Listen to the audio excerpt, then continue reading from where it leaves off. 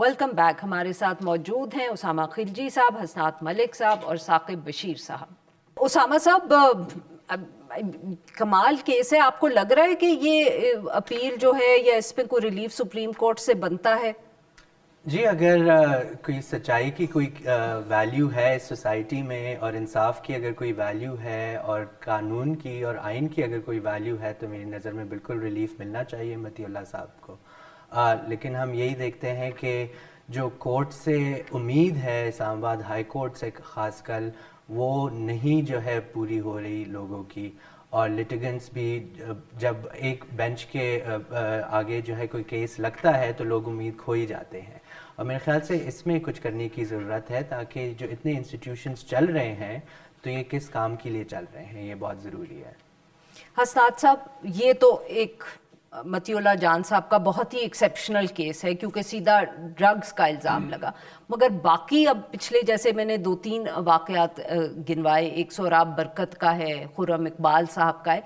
पीका को जिस तरह इस्तेमाल किया जा रहा है सहाफ़ियों के ख़िलाफ़, हम तो यही कहेंगे, हुकूमत ऑब्वियसली मेरे इस जुमले पे एतराज़ कर सकती है और ये उनका हक बनता है कि वो कहे नहीं, हम तो सिर्फ कानून को इस्तेमाल करें। बट आपने कोर्ट्स में पिछले दिनों में ये जो सहाफ़ियों के ख़िलाफ़ इस्तेमाल हो रहा है, इसको किस तरह देखा है इस सारे मामले को?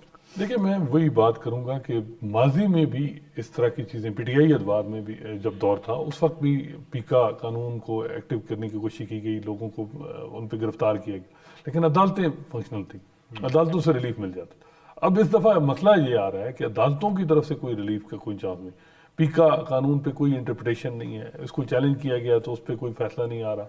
सुप्रीम कोर्ट में ज़मानतें भी आई, अभी सोहराब बरकत को ज़मानत दी गई, उसको होना ये चाहिए था कि वो एक उस पर इंटरप्रिटेशन होती, उस कानून की इम्प्लीमेंटेशन पे बात होती, उसके देखते कि उसमें सिविल लिबर्टीज़ कितनी इफेक्ट हो रही हैं, वो और जो फ्रीडम ऑफ एक्सप्रेशन है वो कितना इफेक्ट हो रहा है, वो उस तरफ नहीं तवज्जो दी जा रही। तो अदालतें भी जो थोड़ा बहुत सुप्रीम कोर्ट में वहाँ केस टू केस सिंपल एक रिलीफ मिलता है और सुप्रीम कोर्ट तक पहुँचते पहुँचते भी आपको 3-4 महीने में, लेकिन एक जजमेंट जो कानून बने, जो प्रेसिडेंट बने, वो उस तरह नहीं बन रही।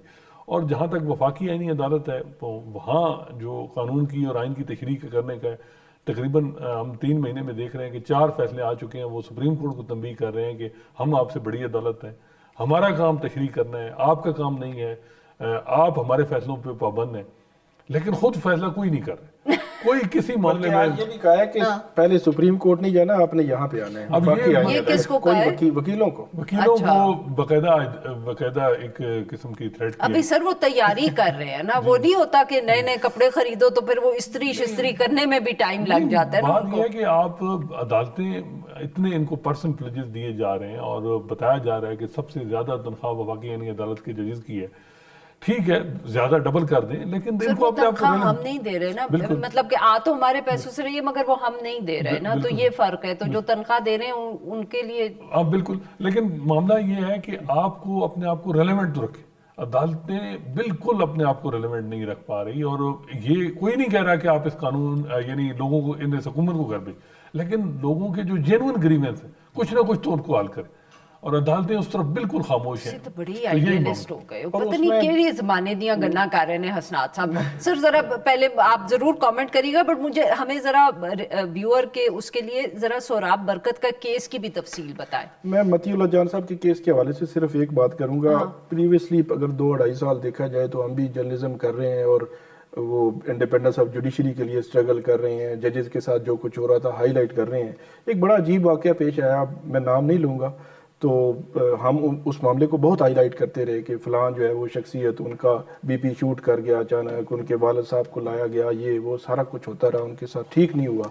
लेकिन जब मामलात उनके सामने गए तो मुझे हैरानगी हुई कि हम ये चाह रहे थे कि हमारा केस सिर्फ मेरिट पर उस पर फैसला हो, तो फैसला मेरिट पर भी नहीं होता। हम तो कोई रिलीफ भी नहीं चाह रहे कि हमें कोई फेवर करें, फेवर नहीं, मेरिट पर करें, तो मेरिट पर भी फैसला नहीं होता। तो अफसोस होता है कि हम जिस इंडिपेंडेंस ऑफ जुडिशरी के लिए कोशिश कर रहे थे और जिन शख्सियात के लिए, और वो आजकल जो है वो कहाँ पे खड़ी हैं।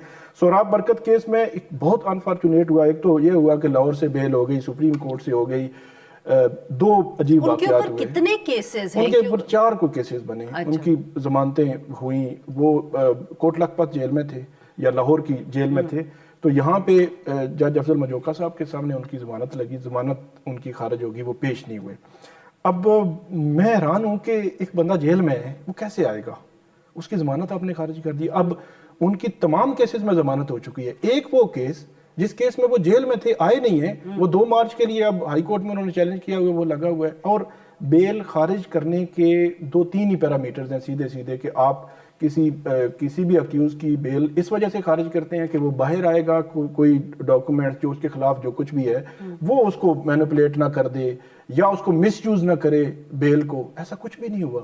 اس کے باوجود بیل خارج کر دی گئی. یہ مطلب ایک ایکسٹرا سچویشن مجھے نظر آ رہی ہے. پھر اسلام آباد ہائی کورٹ میں کیس لگتا ہے 17 فروری کو، تو وہاں یہ کہا گیا نیکسٹ ویک لگے گا. نیکسٹ ویک کی بجائے 2 مارچ کی تاریخ ڈال دی گئی. رمضان ہے اور ارجنسی ہوتی ہے، اس میں ضمانتیں جلدی لگا کرتی ہیں، لیکن اس کے باوجود 2 مارچ کی تاریخ ہے اور اس کی سب میں بیلیں ہو چکی ہیں. اور ایک کیس میں بیل تھی وہ خارج ہوئی ہے، اس کو چیلنج کیا گیا ہے، اور سمپلی وہ بیل ہونی چاہیے تھی لیکن نہیں ہوئی. اسی کے ساتھ پیکا وہیں پہ اسلام آباد ہائی کورٹ میں پچھلے سال فروری میں چیلنج کیا گیا تھا جسٹس انعام امین مناز صاحب کے پاس. آج تک وہیں پہ کھڑا ہے، اس میں کوئی اپڈیٹ نہیں. حالانکہ ان کو بتایا جاتا ہے جب بھی کیس لگتا ہے کہ پیکا مس یوز ہو رہا ہے، صحافیوں کے خلاف، مختلف جو جرنلسٹ ان کے خلاف استعمال ہو رہا ہے، FIR ہو رہی ہیں، لیکن ٹس سے بس نہیں ہو رہی جوڈیشری. اسامہ صاحب، جو ثاقب صاحب بات کریں اس سے تو مجھے لگ رہا ہے کہ شاید اتنا قانون کا مسئلہ ہی نہیں ہے، یہ تو صرف ہماری عدلیہ کا مسئلہ ہے کہ اگر عدلیہ اپنا رول ادا کر رہی ہوتی تو شاید یہ پیکا کا قانون اتنا برا نہ ہوتا. کیا آپ اتفاق کریں گے؟ کہ اس میں 2 مسئلے ہیں. پہلے تو قانون کا بہت بڑا مسئلہ ہے. یہ شروع سے ہم اس پہ پوائنٹ آؤٹ کر رہے ہیں کہ کس طرح اس میں بہت زیادہ ویگ پروویژنز ہیں جس کو غلط طور پہ استعمال کرنا بہت آسان ہے حکومت کے لیے. لیکن پھر پچھلے سال جب پیکا کی ترمیم آئی جنوری 2025 میں، تو اس میں ہم نے دیکھا کہ پہلے جو ہے صرف اگریوڈ پارٹی کمپلیننٹ بن سکتی تھی اور اگریوڈ پارٹی صرف ایک شخص ہو سکتا تھا. امینڈمنٹ کے بعد اسٹیٹ بھی پارٹی بن سکتی ہے، ادارہ بھی پارٹی بن سکتا ہے، اور تھرڈ پارٹی بھی کوئی جو ہے کمپلین کر سکتی ہیں. تو اس کی وجہ سے ہمارے پاس کمپلیننٹس آتے ہیں کہ میں فون بیٹھ کے دکان پہ دیکھ رہا تھا اور مجھے کچھ نظر آ گیا. اسٹیٹ تھرو NCCIA کی کمپلینٹ آتی ہے، جس میں ہم دیکھ رہے ہیں کہ دھڑا دھڑ صحافیوں کے خلاف، وکلاء کے خلاف، ایکیڈیمکس کے خلاف، ریسرچرز کے خلاف پیکا کا قانون لگ رہا ہے. تو پیکا کا قانون ایک بہت بڑا ایک ویپن بن چکا ہے جس کے ذریعے جو ہے کوئی بھی بات کرنے کی کوشش بھی کرتا ہے تو ان پہ یہ قانون لگ جاتا ہے. اور اگر پھر دوسری جانب ہم دیکھتے ہیں جب وہ کورٹ جاتے ہیں تو کورٹ کی طرف سے جس قسم کی کنوکشنز ہو رہی ہیں، بیلز کی جو ہے ثاقب صاحب نے بتایا، لیکن کنوکشنز میں ایک کیس میں انہوں نے کہہ دیا کہ ٹیررسٹ کنٹری تو ایران ہے اور کیوبا ہے. تو اس قسم کی باتیں بھی جو ہے ججز لکھ رہے ہیں تو پھر وہ نکال بھی دیتے ہیں. پھر وہ نکال دیتے ہیں. تو جو پروسیس ہے قانون کا اور جو پروسیس ہے CRPC کا، جس میں ایک ٹرائل چلتا ہے، ڈیو پروسیس جو آرٹیکل 10 کے تحت چلتا ہے، اور پھر جو سینٹنسنگ ہوتی ہے کہ آپ لوگوں کی ایبسنس میں جو ہے سینٹنس دے دیتے ہیں، آپ کراس ایگزامینیشن نہیں پوری ہونے دیتے، آپ وکیلوں کو ٹویٹ کے اوپر 10 سال جیل میں ڈال دیتے ہیں، اور ساتھ میں ایک وکیل کو آپ ری ٹویٹ کرنے پہ جیل میں ڈال دیتے ہیں. تو obviously قانون میں تو مسائل ہیں، لیکن جس طرح سے کورٹ میں جو ہے معاملہ چل رہا ہے وہ بھی ایک بہت بڑا سوالیہ نشان ہے. یعنی کہ مسئلہ دونوں طرف ہے. حسان صاحب آپ کچھ کہنا چاہ رہے ہیں؟ دیکھیں اب تو ایسے بظاہر لگ رہا ہے کہ حکومت کا پرسپیکٹو یہ ہے کہ جی اگر کوئی فیک خبر ہے تو اس کا جواب فیک کیس دیتی ہے.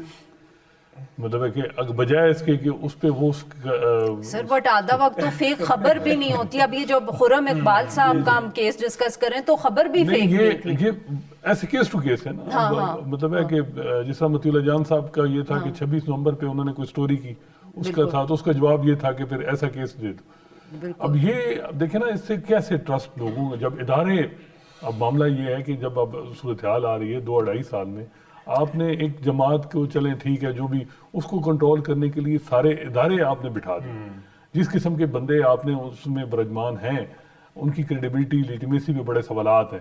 تو معاملہ یہ ہے کہ یہ چیزیں دیکھنی ہے کہ ادارے جو کمزور ہو چکے ہیں، چاہے وہ FIA ہے، پولیس ہے، ان کے آپ جو ٹاپ لیڈرشپ دیکھیں، چاہے وہ ایون جوڈیشری کی دیکھیں. جی ناظرین، یہاں پہ لیتے ہیں ہم ایک چھوٹی سی بریک.